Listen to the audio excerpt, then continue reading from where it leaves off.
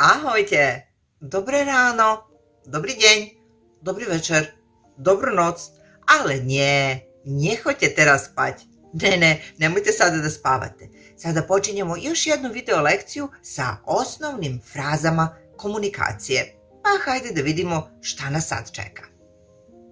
Všetky práva vyhradené. Akákoľvek reprodukcia, distribúcia alebo prenos časti tohto materiálu bez predchádzajúceho súhlasu autora predstavuje porušenie autorských práv a podlieha právnym sankciám.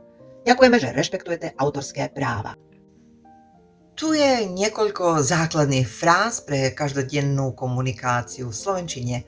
Tu je niekoľko základných fráz pre každodennú komunikáciu v slovenčine.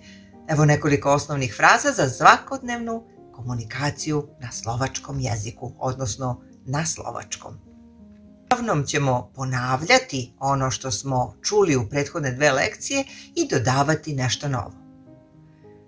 Prosim znači molim.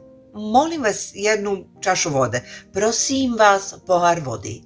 Prosim vas jedan pohar vodi. Ali također ovu reč koristimo i kada želimo nekog da pitamo šta želi. Ako nam neko nešto traži, a nismo dobro čuli šta, da li nam traži knjigu, svesku ili gumicu, ako sedimo sa nekim u klupi, onda možemo da kažemo čo si prosite, šta želite. Dakle, prosim znači molim, ali također znači u ovom kontekstu čo si prosite, šta želite. Šta želite, da li želite olovku, svesku ili gumicu, ili također u restoranu. Dolazi konobar i on kaže čo si prosite, šta želite. Ako želimo nekom da se zahvalimo, reći ćemo ďakujem. Dakle, koristimo vranjansko dj, a ne dž, nije ďakujem, ali ďakujem, meko, ďakujem. Zaustavite i pokušajte vi da izgovorite.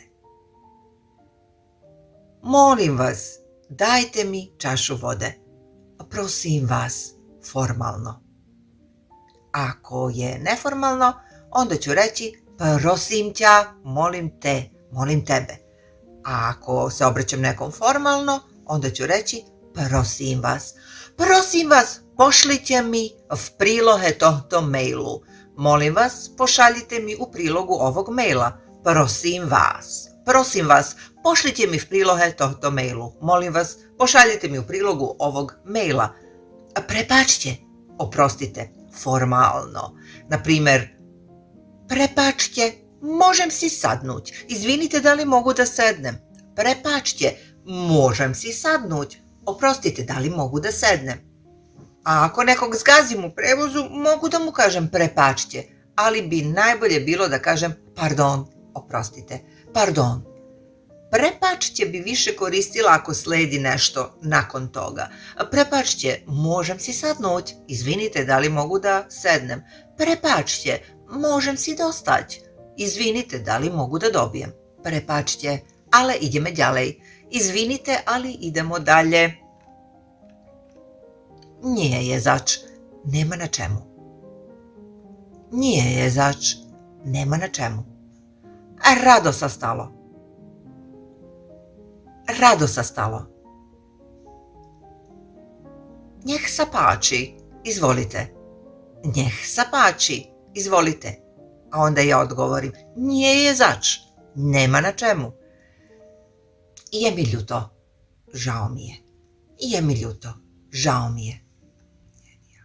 Tieto frázy sú základné a používajú sa v rôznych situáciách každodennej komunikácie na vyjadrenie láskavosti, vďaky, ospravedlnenia alebo ponuky pomoci.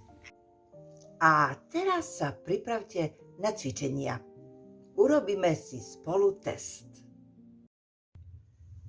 I naravno, ako vam je ovaj video bio koristan, pretplatite se na ovaj kanal.